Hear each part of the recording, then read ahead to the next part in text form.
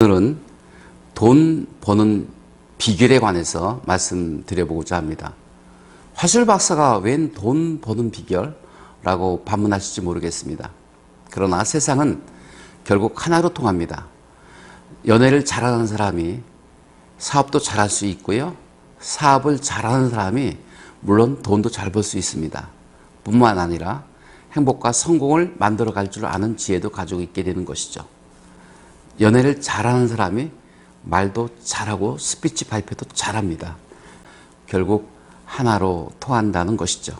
오늘은 세 가지 비결을 함께 공유해 보고자 합니다. 첫 번째 비결이 상대중심, 두 번째가 자기개방, 세 번째가 완급조절과 공동구역 만들기라는 것입니다. 아마 들어보시면 여러분들도 크게 공감하시게 될 것입니다. 제가 보여드리고 싶은 것이 있는데 무엇일까요? 향수입니다. 향수를 뿌려보겠습니다. 네.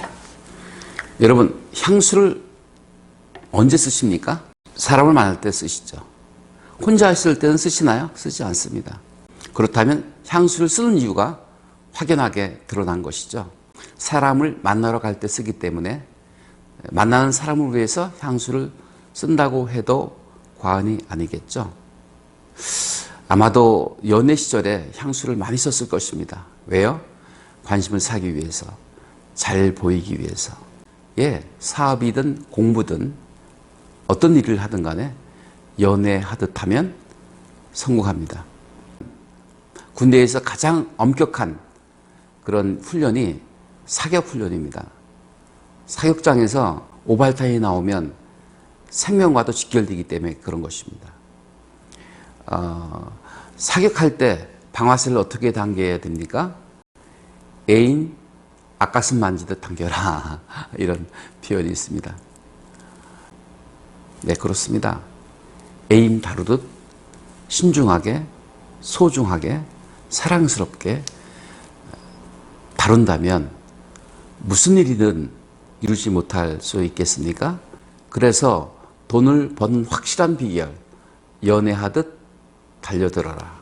연애하듯 생각하고, 연애하듯 행동하고, 연애하듯 표현하라는 것입니다.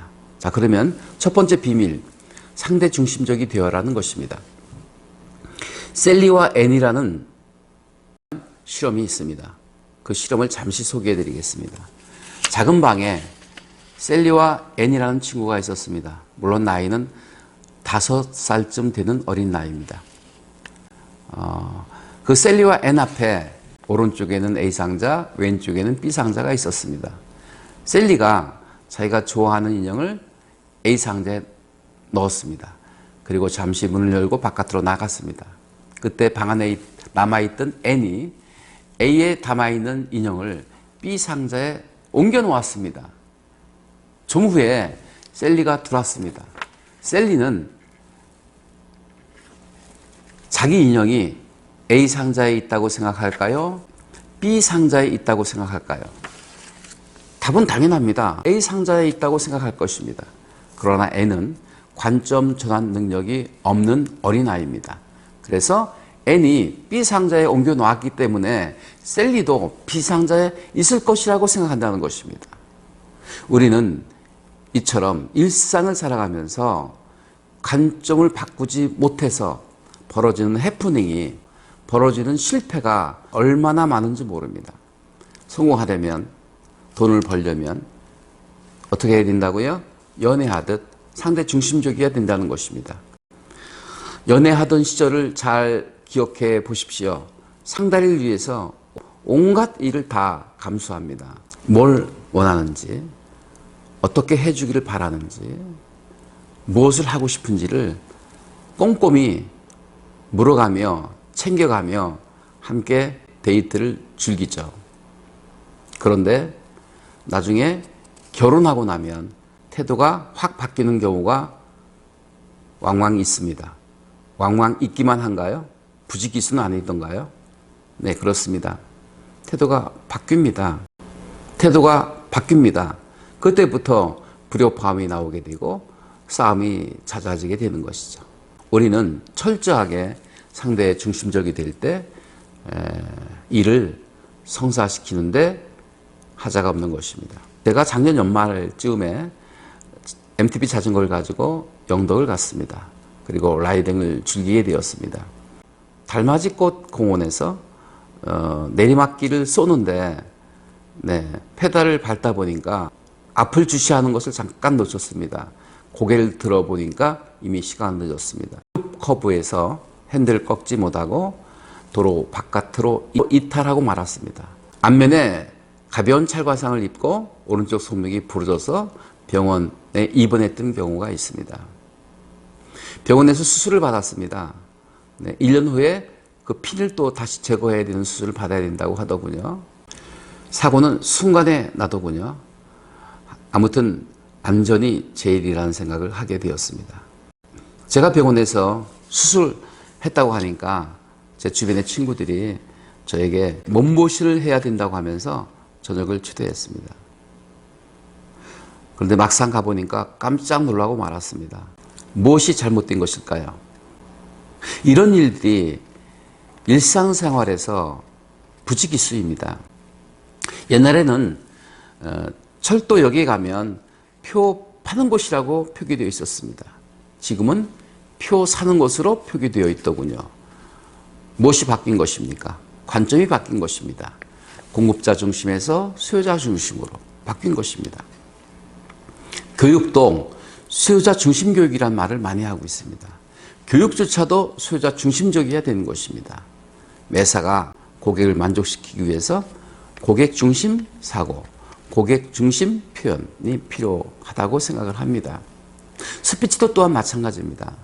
저의 아카데미에 100회를 수강한 분이 계십니다.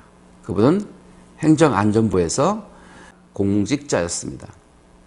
그분이 97회차 강의에 와서 스피치 발표를 하는데 스피치 내용이 자기가 담당하고 있는 계약 업무에 관한 것을 소개하는 그런 스피치 발표였습니다.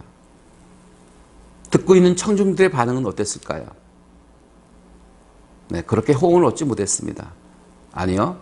관심도 없었습니다. 자기는 계약하고는 너무 무관한 일을 하고 있고 또 계약에는 관심도 없는 그런 사람들인데 계약에 관한 자기 업무를 소개한다니요. 청중을 무시한 처사였습니다. 그래서 제가 혹독하게 피드백을 해드렸습니다. 오늘은 최악의 스피치를 하셨습니다. 다음번에는 똑같은 주제로 발표를 하되 관점을 바꾸어서 준비해서 발표해 보시기 바랍니다. 라는 주문을 했습니다. 그 다음 주에 그 공직자가 와서 발표할 때 똑같은 주제였지만 반응은 폭발적이었습니다. 어떻게 발표했을까요?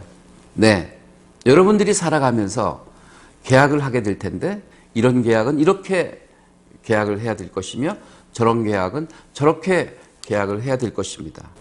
그리고 착안해야 될 점은 무엇이고 주의해야 될 점은 이런 것들이 있습니다. 라고 발표를 했습니다. 무엇이 바뀌었나요? 스피커, 말하는 화자 입장에서 듣는 청중 입장으로 바꿔서 말을 했던 것입니다. 계약의 정보와 경험들을 발표함으로 청자에게 유익과 재미를 주었던 것이죠. 바로 그렇습니다. 화자 입장에서 말을 하는 것이 아니라 청자 입장에서 말을 해야 되는 것입니다. 그래서 강의할 때 반드시 청중 분석이 필요합니다. 청중들이 원하는 니즈가 무엇인지를 파악했을 때 거기에 맞추어서 강의 준비를 하시고 강의를 하게 된다면 강의 효과를 높일 수 있게 되는 것이죠. 무슨 일을 하든 간에 연애하듯 상대 중심적이 되어 보십시오. 수요자 중심적이 되어 보십시오. 그러면 일이 순조롭게 잘 풀리게 될 것이고 막힘이 없을 것입니다. 두 번째는 자기 개방의 비밀입니다. 우리는 음식을 먹을 때 느끼한 맛, 담백한 맛 가리죠. 여러분들은 어느 맛을 좋아하십니까? 사람을 만날 때도 느끼한 사람, 담백한 사람으로 구별하더군요. 느끼한 사람은 어떤 사람일까요? 속내일을 잘 드러내지 않고 내숭을 떨거나 음흉한 사람 아닐까요? 반대로 담백한 사람은 솔직담백하다 이렇게 표현합니다. 자기 개방적인 사람은 솔직담백한 사람일 것이고 그리고 호감형일 것입니다. 여러분은 어느 쪽에 속하십니까? 흔히 기업에서의 영업은 꽃이다 라고 표현합니다. 영업이 그만큼 중요하다는 것이죠. 영업맨들이 실수를 범하기 쉬운 것이 있습니다. 그것은 단방에 끝나겠다는 과도한 의욕 때문일 것입니다. 영업은 한 방에 끝낼 수 없습니다. 영업은 꾸준한 관심과 노력에 의해서 성과를 얻어내는 것입니다. 그래서 영업은 설득이 아니라 관계라고 생각합니다. 설득하려고 달려들면 달려들수록 고객은 마음의 문을 닫기 마련인 것입니다. 진정 설득하고 목표를 달성하고 싶으십니까? 지속적인 관심과 관계를 유지해 가십시오. 그러면 언젠가는 성과를 낼 수 있게 되는 것입니다. 결국 솔직함이 설득력입니다. 솔직함은 바로 인간적 공감대를 만들어주고 그 공감대 속에서 울림과 공명을 주게 되므로 그 속에서 우리는 감동을 끌어낼 수 있게 되는 것입니다. 사람을 감동시킬 수 있는 것은 솔직함입니다. 그리고 실수를 두려워하지 않는 그런 태도, 인간적이지 않은가요? 사람을 움직일 수 있는 힘은 솔직함입니다. 잭 웰치는 리더에게 필요한 것은 절대적 솔직함이라고 말했습니다. 스피치에서도 솔직함은 절대적입니다. 솔직하게 자기를 드러내놓을 수 있을 때 자유함을 누리게 될 것이고 공감대를 형성해서 많은 사람들에게 웃음과 눈물을 줄 수 있게 되는 것입니다. 소위 휴먼 스토리를 보여줄 수 있게 되기 때문인 것이죠. 여러분, 좀 더 솔직해지십시다. 좀 더 자기를 드러내놓읍시다. 조다련이라는 연기자를 알고 계십니까? 한 번은 조다련 연기자가 방송에 나와서 이런 고백을 하는 것을 보았습니다. 내가 아직 유명 배우가 되지 못한 이유는 인간적이지 못하기 때문이다. 그런 고백이었습니다. 여기서 인간적이라는 의미는 무엇일까요? 솔직함입니다. 솔직하게 자기를 드러내놓을 수 있는 사람. 솔직하게 자기의 약점조차 드러낼 수 있는 사람. 그럴 때 그 솔직함이 인간적 공감대를 만들게 한다는 것이죠. 따라서 인간적 매력을 갖고자 원하시거든 실수를 두려워하지 마십시오. 실수를 보여줄 수 있는 그런 인간적 사람이 됩시다. 인간적 냄새를 풍길 수 있을 때 그 냄새를 맡고 사람이 달려들고 행복이 달려들고 돈이 달려들고 성공이 달려들게 되는 것입니다. 여러분, 좀 더 솔직해지십시다. 그리고 좀 더 인간적인 사람이 됩시다. 다음은 세 번째입니다. 완급조절과 공동구역을 만들어라 입니다. 완급조절. 참 중요합니다.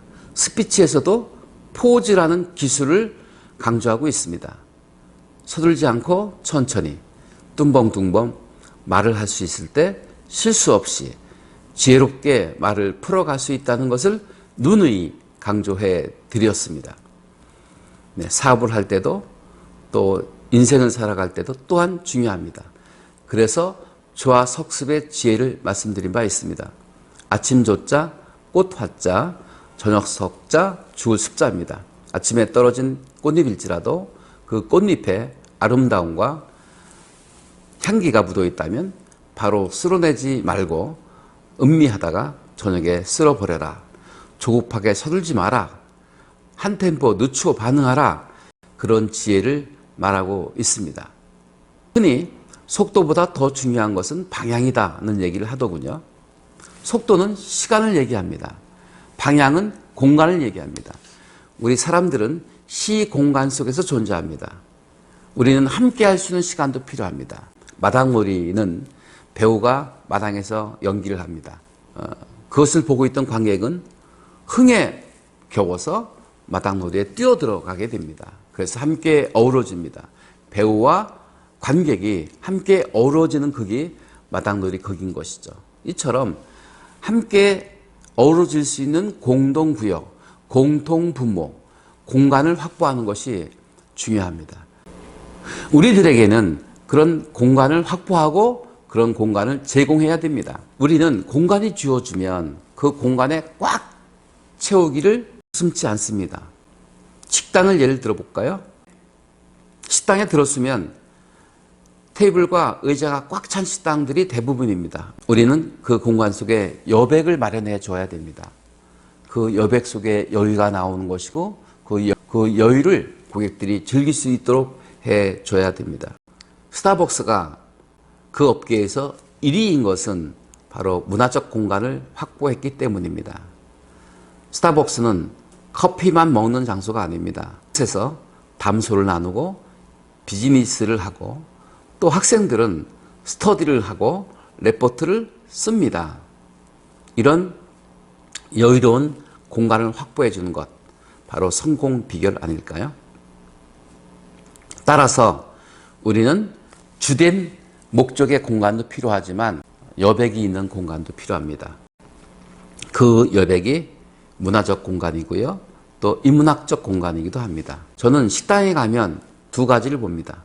벽에 물은 셀프입니다 라고 쓰여 있지는 않은지. 물이 셀프입니까? 네, 셀프일 수 있습니다. 그러나 고객을 만족을 넘어서 고객을 감동시킬 수 있다고 하면 고객이 물을 찾기 전에 물잔에 물을 채워줘야 될 것이고 물이 떨어지기 전에 리필할 수 있는 서비스 정신이 필요하지 않을까요? 셀프 코너가 아니라면 최대한 종업원이 필요한 것을 채워줄 수 있는 그런 서비스 전략이 필요하지 않을까 생각합니다. 두 번째 제가 보는 것은 테이블이 얼마나 놓여 있는가입니다. 꽉 차게 놓여 있으면 욕심만 대단한 주인이시고요. 무슨 일을 하든 철학을 가지고 있어야 됩니다.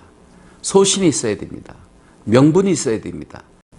어떤 이는 저에게 참 일가를 이루셨군요. 대단하십니다. 라고 찬사를 하시는 분들이 있더군요. 이 의미는 무엇입니까? 일가를 이뤘다는 것은 그런 공동구역을 만들었다는 것이죠.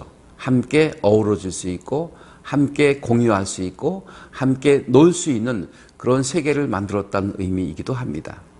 우리는 함께 어우러지고 함께 놀 수 있는 그런 놀이터를 만들어야 됩니다. 그런 독특한 영역을 만들어야 됩니다. 법정 스님이 이런 말씀을 하신 바가 있습니다. 생활 공간이 단조로우면 광활한 정신세계를 누릴 수 있다고요. 우리 일상적인 공간에도 꽉 채우지 마시고 빈 공간을 마련합시다. 동양화에 멋은 어디에 있습니까? 여백에 있습니다. 여백이 있는 삶, 여백이 있는 공간 필요합니다. 그런 공간이 의미와 재미를 주게 되는 것입니다. 의미는 철학과 소명의식으로 무장되어야 될 것이고요. 재미는 그 비어있는 공간 속에 새로운 것을 채워주게 되는 것입니다. 그것이 곧 문화적 공간이고 인문학적 공간이 될 수 있겠습니다. 우리는 짬을 잘 활용할 수 있어야 됩니다. 우리는 틈을 잘 활용할 수 있어야 됩니다. 오늘은 성공 전략으로 세 가지를 말씀드렸습니다. 연애하듯 상대 중심적이 되어라. 여러분의 관점, 여러분들의 사고, 여러분들의 행동, 여러분들의 표현조차도 상대적이 되었을 때 감동을 끌어낼 수 있게 되는 것이다. 두 번째는 서슴없이 여러분을 열어놓으십시오. 그러므로 자유를 누리게 될 것이고 인간적 공감대를 만들어 갈 수 있게 되는 것입니다.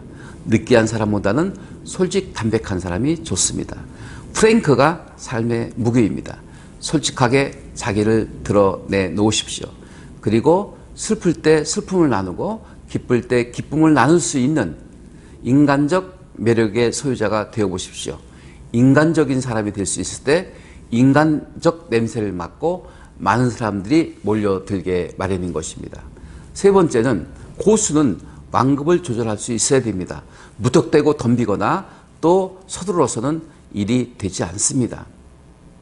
네, 적절하게 한 템포 늦추어 반응하고 무턱대고 덤비거나 서둘러서 되는 법은 없습니다. 사업을 하든 돈을 벌든 아니면 공부를 하든 어떤 일을 하든 간에 연애하듯이 하시면 성공할 수 있다는 것을 말씀드렸습니다.